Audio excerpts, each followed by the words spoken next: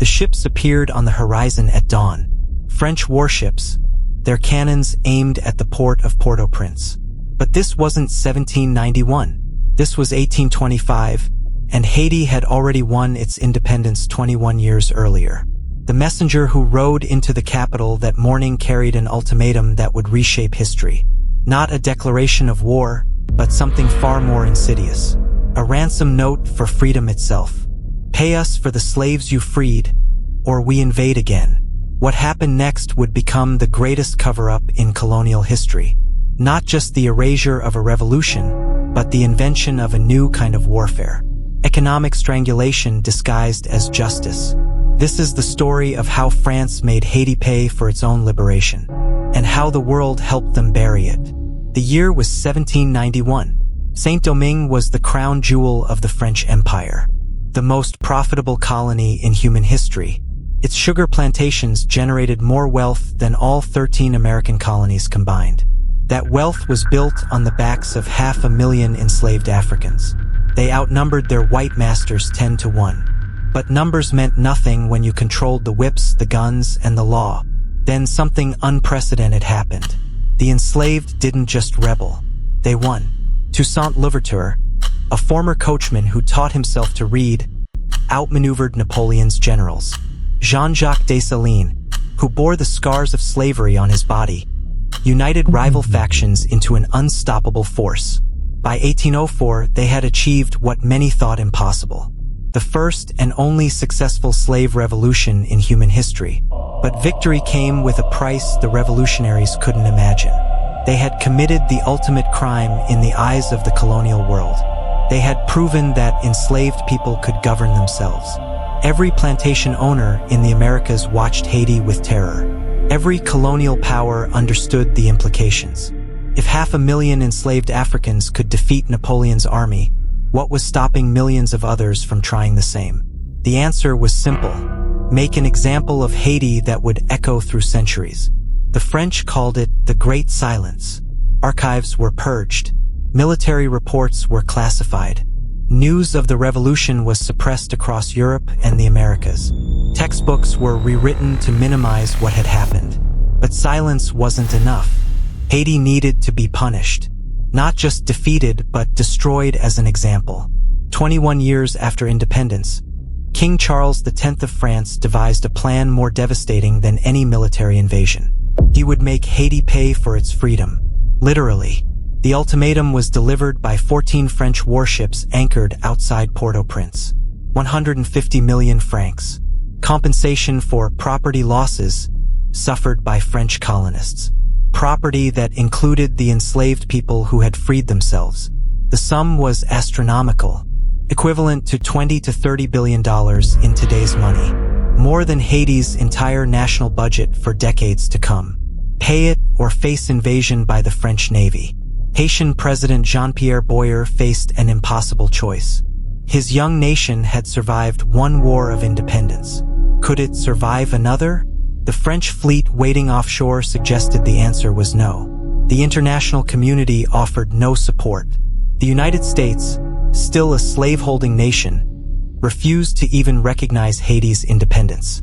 Britain, despite abolishing slavery, remained silent. Haiti stood alone. Boyer signed the agreement on July 11, 1825.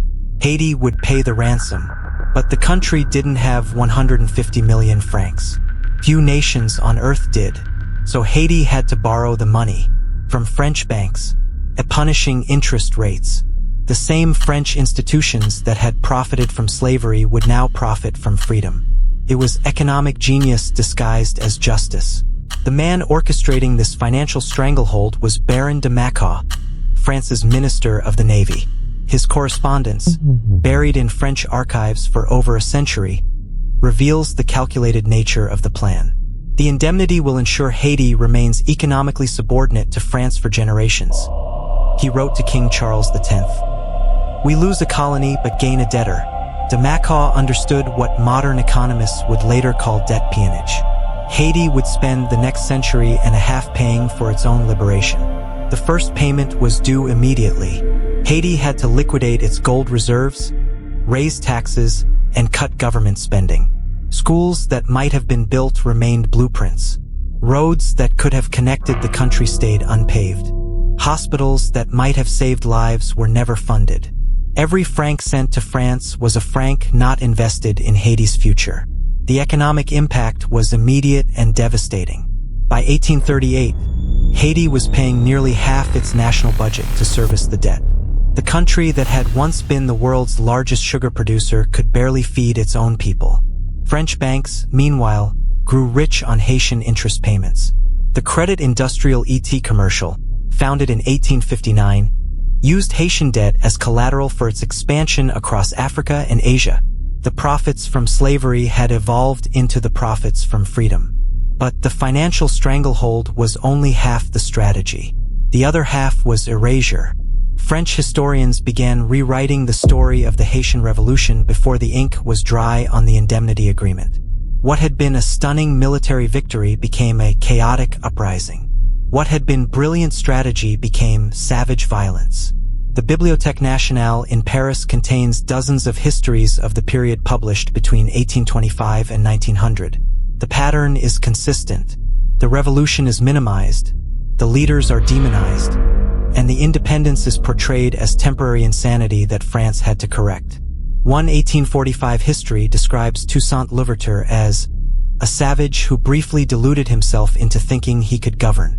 Another calls the revolution an unfortunate interruption in the natural order of colonial rule. The most insidious lie was the simplest. Haiti was poor because Haitians couldn't govern themselves, not because they were being systematically impoverished by their former colonizers. This narrative spread beyond France. American textbooks adopted similar language. British colonial administrators used Haiti as a cautionary tale. The message was clear. This is what happens when the enslaved try to rule themselves.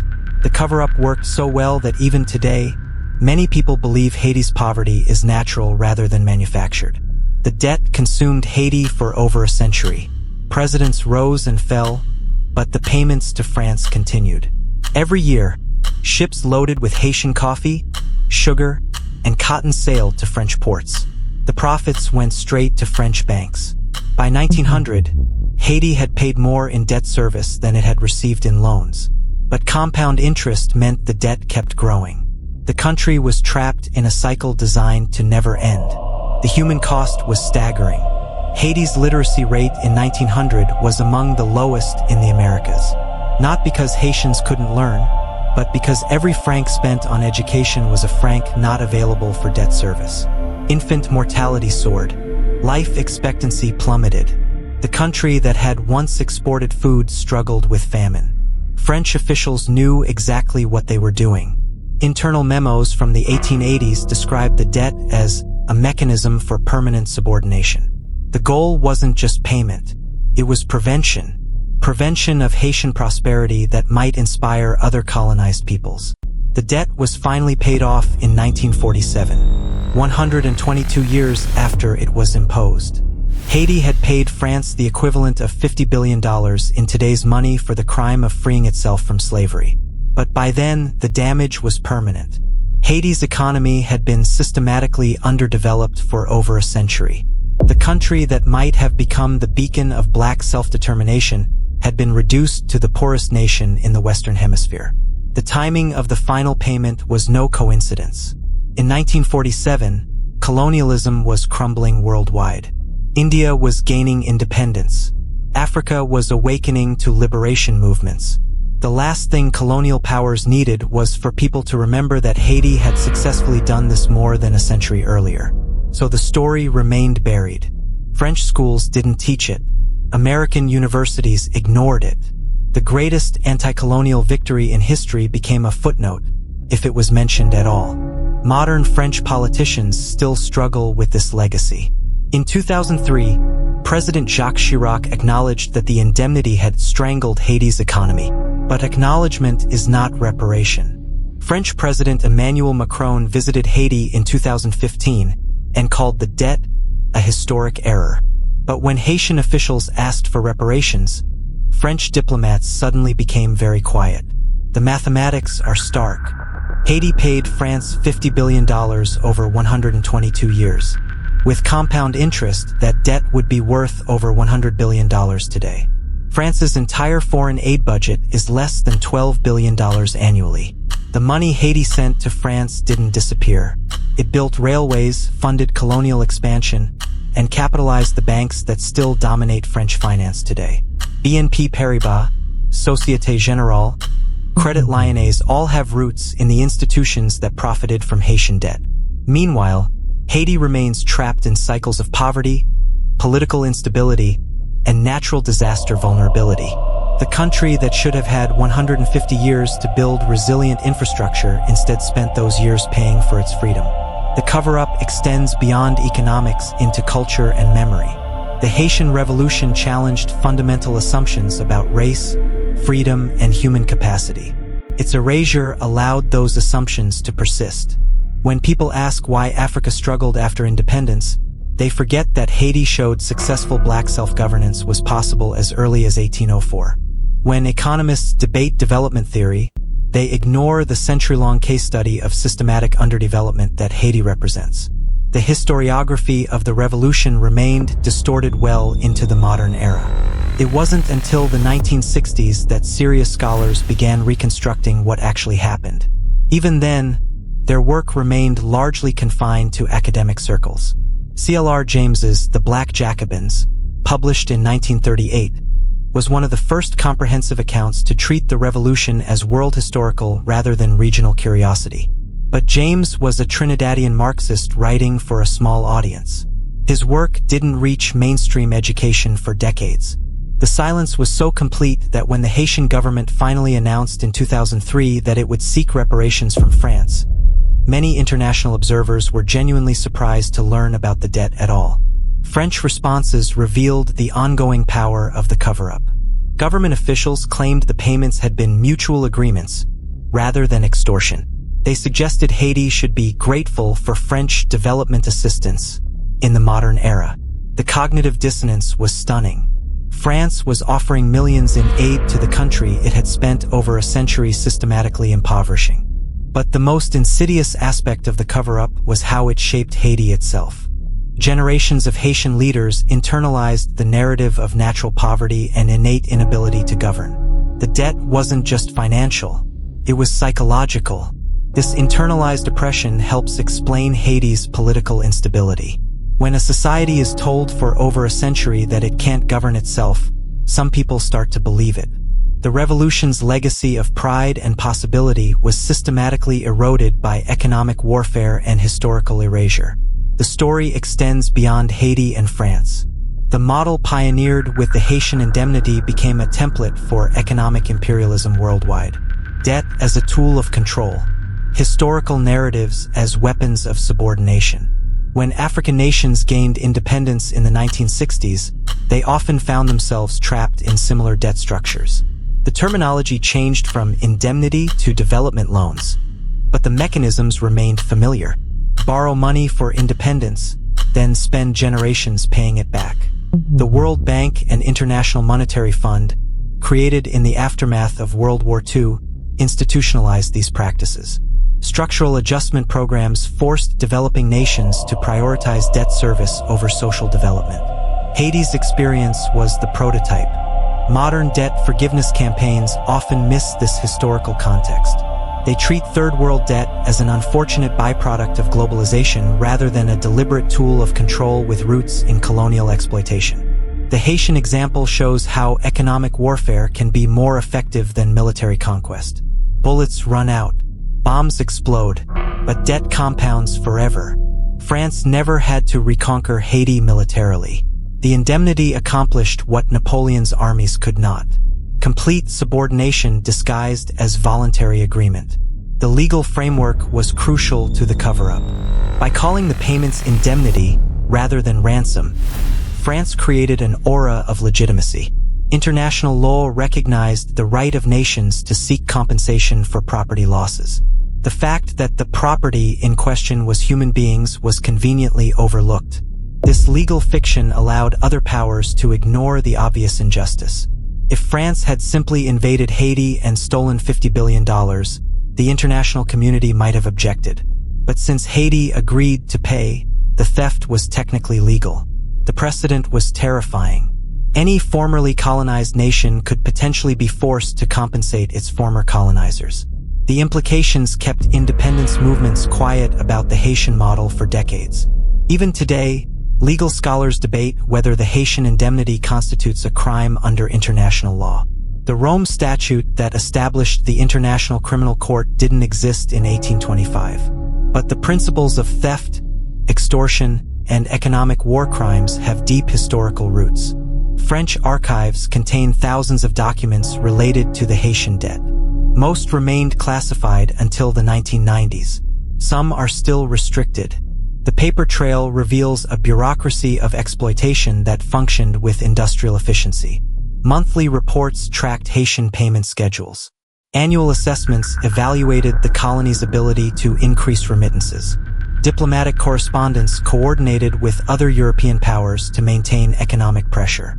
The documents read like corporate financial reports, which, in a sense, they were. Haiti had become a profit center for French finance capital. One particularly chilling memo from 1857 calculates the optimal extraction rate that would maximize French profits without triggering complete Haitian collapse. The author notes that pushing too hard might cause social disruption that could interfere with payment collection. The language reveals how thoroughly the French bureaucracy had dehumanized Haiti. The country wasn't a nation of people struggling for dignity. It was a resource to be efficiently exploited. Similar language appears in corporate documents from other colonial contexts. The Dutch East India Company used nearly identical terminology when discussing Indonesian tribute payments. The British Empire employed comparable frameworks in India and Africa. The Haitian indemnity wasn't an aberration. It was the perfection of a system. The human stories behind the statistics are devastating. Haitian peasants worked longer hours for lower wages because their government needed every available franc for debt service. Children walked miles to school only to find classrooms without books, because textbooks were an unaffordable luxury. Haitian intellectuals who might have contributed to global knowledge instead spent their careers trying to generate enough economic growth to service French debt. The country's potential was systematically wasted for over a century. Some individual stories survive in family letters and memoirs. A Haitian doctor in the 1890s describes watching patients die from preventable diseases while knowing that medicine money was being shipped to Paris. A teacher writes about explaining to students why their school had no roof while French banks posted record profits. These personal accounts never entered mainstream historical narratives. They were too specific, too emotional, too difficult to reconcile with comfortable myths about progress and civilization. The psychological impact on individual Haitians was compounded by international isolation. The country that had achieved the most radical liberation in human history found itself treated as a pariah by the international community. Even countries that had abolished slavery kept Haiti at arm's length. The revolution's success was too threatening to acknowledge. Better to pretend it hadn't happened or wasn't significant. This isolation made resistance to French economic domination nearly impossible. Haiti couldn't seek support from natural allies because those allies didn't want to be associated with successful slave rebellion. The revolution began to seem like ancient history even to Haitians born after independence. Why celebrate a victory that had led to such prolonged suffering? The debt had poisoned the memory of liberation itself. By the early 20th century, many Haitians had internalized French narratives about their own supposed incapacity for self-governance. The evidence was all around them. Their country was poor, unstable, and internationally irrelevant. Maybe the French had been right all along. This psychological colonization was perhaps France's greatest victory. Not just extracting wealth, but extracting hope.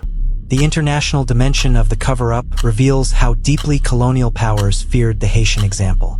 British archives contain urgent diplomatic correspondence about preventing Haitian-style uprisings in Jamaica and other Caribbean colonies. Spanish officials in Cuba developed detailed plans for suppressing any news of Haitian military victories during the revolution. American southern states passed laws prohibiting discussion of Haiti in schools and newspapers. The conspiracy wasn't coordinated by a single authority. It was organic, emerging from shared colonial interests. Every slaveholding society had reason to minimize Haiti's significance. This collective silence was so effective that even scholars studying related topics often missed the connections. Historians of slavery rarely engaged with historians of revolution. Economists studying development ignored military historians documenting colonial warfare. The fragmentation of academic disciplines helped maintain the cover-up well into the modern era. No single field claimed ownership of the Haitian Revolution's full significance. Recent scholarship has begun to piece together the full picture, but much work remains. French archives are still restricted. American plantation records from the period often disappeared or were deliberately destroyed. Haitian sources were systematically devalued by colonial authorities. The evidentiary gaps aren't accidental. They reflect deliberate choices about what history was worth preserving and what was better forgotten. DNA evidence has recently confirmed what Haitian oral traditions always maintained. The revolution involved complex alliances between different African ethnic groups, indigenous Taino survivors, and mixed-race populations. The diversity of the coalition made it even more threatening to colonial authorities. If such different groups could unite against oppression, what did that say about supposedly natural divisions between races and cultures?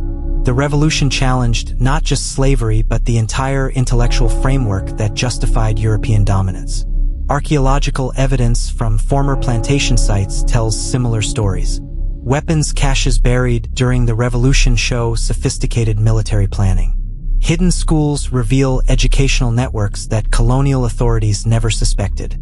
The physical evidence contradicts French narratives about chaotic, unplanned uprising. The revolution was methodical, strategic, and based on careful analysis of colonial vulnerabilities. Modern Haiti still bears the scars of the French economic war. The country's infrastructure remains underdeveloped not because of natural disasters alone, but because of the century-long diversion of resources to Paris. Haiti's notorious political instability also has roots in the debt period. French officials deliberately undermined Haitian governments that showed signs of economic independence. Compliant leaders received support. Resistors faced financial pressure and diplomatic isolation. The pattern established during the debt period persisted long after the payments ended.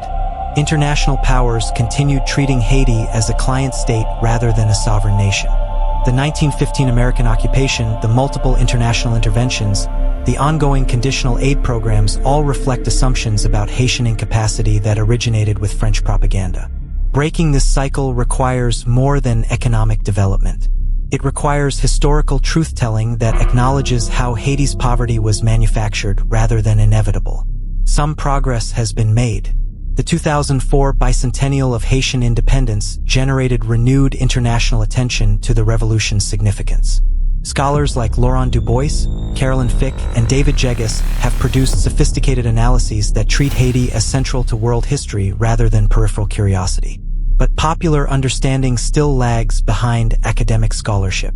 Most people educated in Western systems still know more about the American Revolution than the Haitian Revolution, despite Haiti's arguably greater historical significance. The American Revolution, after all, preserved slavery while establishing political independence. The Haitian Revolution abolished slavery while establishing independence. Which seems more historically consequential depends partly on whose perspectives you value. Educational reform efforts face institutional resistance similar to what the original revolutionaries encountered. Textbook publishers worry about controversial content. School boards prefer familiar narratives. Teachers feel unprepared to handle complex topics involving race and violence. The same forces that buried the revolution initially continue operating in subtler forms. Not outright censorship, but benign neglect. Not deliberate distortion, but convenient omission. Meanwhile, French financial institutions continue profiting from historical connections to Haitian exploitation. BNP Paribas, which traces its origins to banks that collected Haitian debt payments, reported record profits in 2023. The correlation may be coincidental, but the symbolism is stark. Haiti, by contrast, remains vulnerable to natural disasters partly because it never had the chance to build resilient infrastructure. The The 2010 earthquake killed over 200,000 people in a country that might have had earthquake-resistant buildings if it hadn't spent 122 years paying for its freedom. The death toll from that earthquake represents more than a natural disaster. It represents the cumulative cost of historical injustice. Climate change adds another layer of injustice.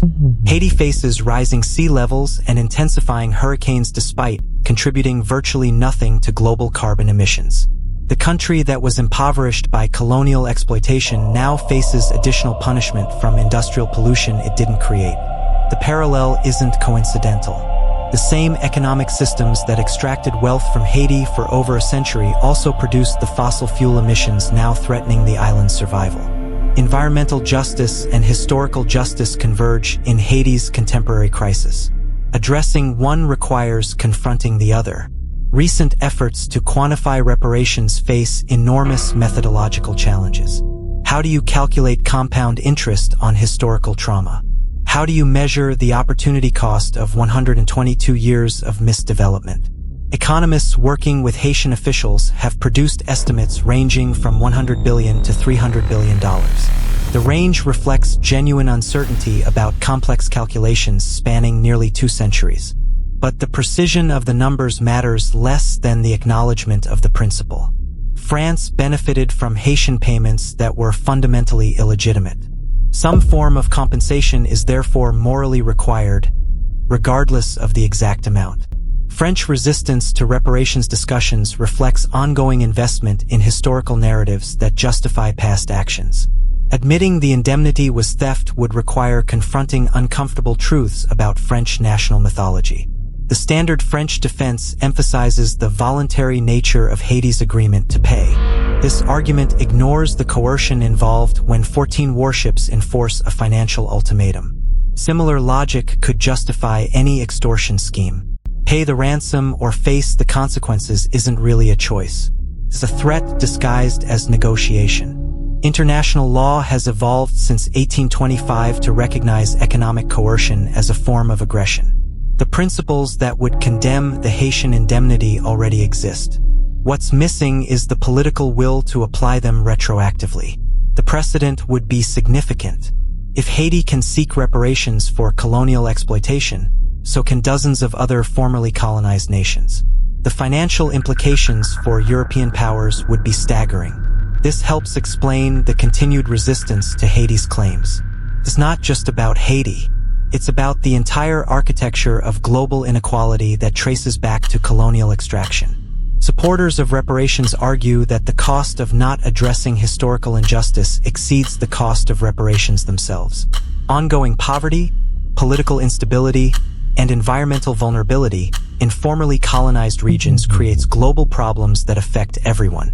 Migration pressures, international crime, climate refugees, and regional conflicts all have roots in colonial-era exploitation that was never addressed. Reparations might be cheaper than managing the ongoing consequences of historical injustice.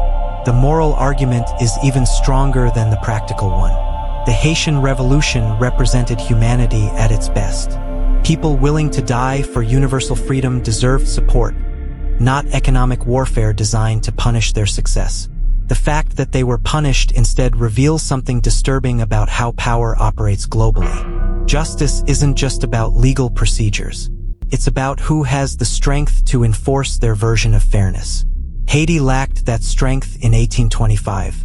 The question is whether international institutions have developed enough since then to provide alternative mechanisms for addressing historical crimes.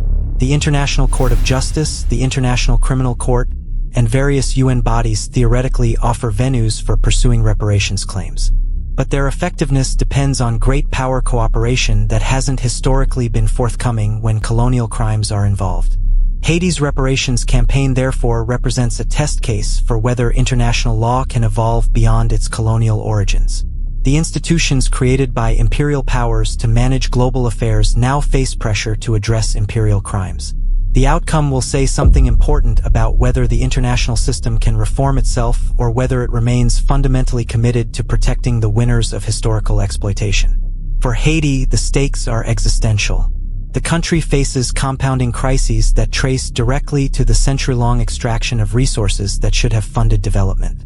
Without some form of reparations, Haiti may never escape the cycle of poverty and instability that France engineered in 1825. The moral debt is clear.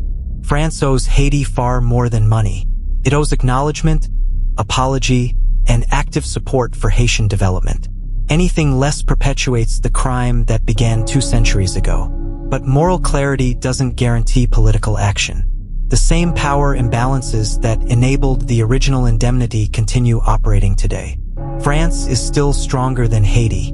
Economic leverage still trumps moral authority. The Haitian example therefore illuminates broader questions about justice in an unequal world. Can historical crimes be addressed through legal mechanisms? Or does justice ultimately depend on power relationships that favor the strong over the weak? These aren't just theoretical questions. They apply to slavery reparations in the United States, indigenous land claims in settler colonies, and compensation for colonial extraction throughout Africa and Asia. The Haitian case is particularly important because it's so clear-cut. The payments were documented. The amounts are known. The economic impact can be calculated. If reparations aren't possible in this case, they probably aren't possible anywhere. That possibility should trouble anyone who believes in justice as something more than the will of the powerful. If historical crimes can't be addressed, then might makes right remains the fundamental principle of international relations. The Haitian revolutionaries thought they were changing that principle. They believed universal human rights could overcome particular power relationships. Their defeat suggests they were wrong, but their dream hasn't died completely. It lives on in every liberation struggle, every demand for reparations, every insistence that the past can't be forgotten or ignored.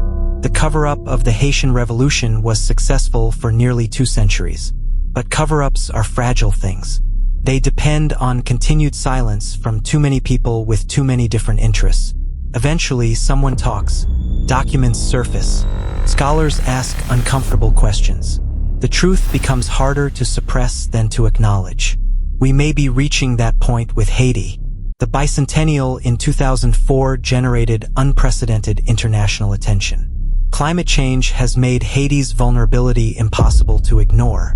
The global reparations movement has provided new frameworks for thinking about historical injustice. Most importantly, Haiti itself has refused to disappear. Despite everything, the country survives. Its people maintain dignity and cultural creativity that colonial exploitation couldn't destroy. Their persistence is itself a form of resistance to historical erasure. The revolution that began in 1791 isn't over. It continues every time someone refuses to accept that poverty is natural, that inequality is inevitable, or that history can't be changed. France thought it could bury the Haitian Revolution with debt and silence. Instead, it created a slow-burning fuse that may yet explode the comfortable myths that justify global inequality. The question isn't whether the truth about Haiti will eventually emerge. It's whether that emergence will come soon enough to matter for Haiti itself. Every day the reparations debt remains unpaid, Haiti suffers consequences that compound across generations. Children miss school because their families need them to work. Students leave for education abroad and never return. Doctors emigrate to places where they can actually practice medicine.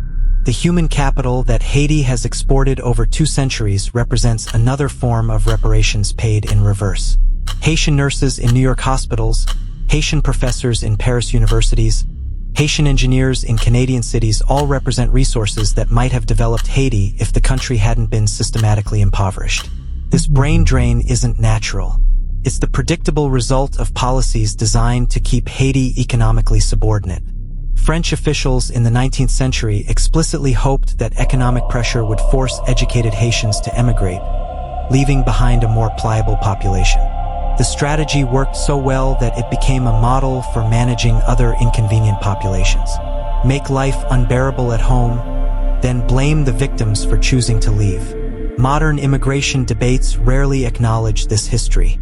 Politicians complain about Haitian migration without mentioning why Haiti was impoverished in the first place. The same countries that benefited from colonial extraction now complain about dealing with its consequences. The intellectual dishonesty is staggering, but it's not accidental.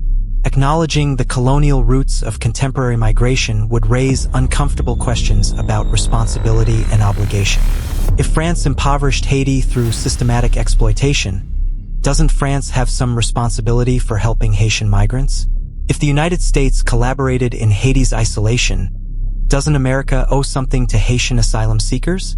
These questions challenge fundamental assumptions about national sovereignty and immigration control. They suggest that people have rights that transcend the borders drawn by historical exploitation. The Haitian Revolution originally made similar claims about universal human rights. The revolutionaries argued that freedom wasn't limited by nationality, race, or colonial boundaries. Their defeat didn't disprove those claims.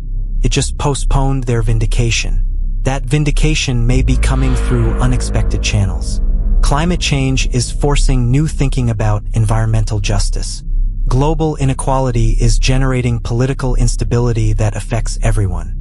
Historical injustices are becoming contemporary crises that can't be ignored. Haiti sits at the intersection of all these trends. The country that was punished for achieving liberation now suffers from problems it didn't create but can't solve alone. The solutions require international cooperation based on principles the Haitian revolutionaries would recognize: universal human dignity, collective responsibility for shared problems, justice that transcends power relationships. Whether those principles can prevail remains an open question. But the alternative is a world where historical crimes compound indefinitely, creating crises that eventually consume everyone. Haiti's story isn't just about Haiti. It's about what kind of world we're willing to accept. One where the powerful can exploit the weak with impunity, or one where even delayed justice remains possible. The choice isn't academic. It's practical, urgent, and increasingly unavoidable. The ships that appeared on Haiti's horizon in 1825 carried more than weapons and ultimatums. They carried a vision of how power should operate globally. Might makes right. Winners take everything. History belongs to whoever can afford to write it. That vision shaped the next 2 centuries. But visions can change.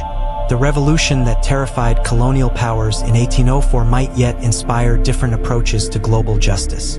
The question is whether we'll recognize that inspiration before it's too late for Haiti, and for everyone else trapped by histories they didn't choose but can't escape. The debt was paid in 1947. The interest compounds forever. If you've made it this far, comment the word indemnity. We'll know you're one of the few who still pays attention.